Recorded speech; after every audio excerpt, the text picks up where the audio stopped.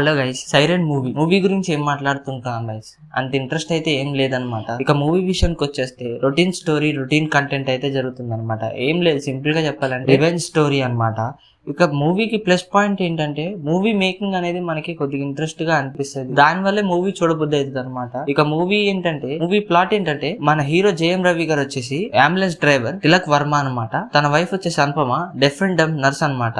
తన్ని చంపి మన హీరో గారి మీద అయితే నిందేస్తారనమాట. 14 సంవత్సరాలు జైలు శిక్ష అయితే పడుతుంది. తర్వాతకి 14 రోజులు పెరోల్ మీద బయటికి అయితే వస్తారనమాట. హీరో బయటికి రాగానే వరుస హత్యలు అయితే జరుగుతూ ఉంటాయి. దాన్ని ఇన్వెస్టిగేషన్ చేసేదే మన పోలీస్ ఆఫీసర్ కీర్తి సురేష్ అనమాట. అక్కడ నుంచి స్టోరీ అనేది మూవ్ అవుతూ ఉంటది. ఇది మూవీ ప్లాట్ అనమాట. రొటీన్ కంటెంట్, రొటీన్ స్టోరీ అయినా మూవీ మేకింగ్ అనేది కొద్దిగా ఇంట్రెస్టింగ్ గా అనిపిస్తుంది దాని వల్ల. ఇక మూవీలో అయితే ఎమోషన్స్ గట్టిగా ఉన్నాయి అనమాట. ప్రతి ఒక్క ఎమోషన్ ని యాడ్ చేసి పారేశారు. ఫాదర్ ఎమోషన్, కూతురు ఒక ఎమోషన్, డాటర్ ఎమోషన్, అందరి ఎమోషన్స్ అయితే యాడ్ చేసి పడేశారు అనమాట. ఇక అదొక కొద్దిగా ప్లస్ పాయింట్ మూవీకి. ఇక మూవీ విషయానికి అయితే అంతైతే ఏం లేదనమాట.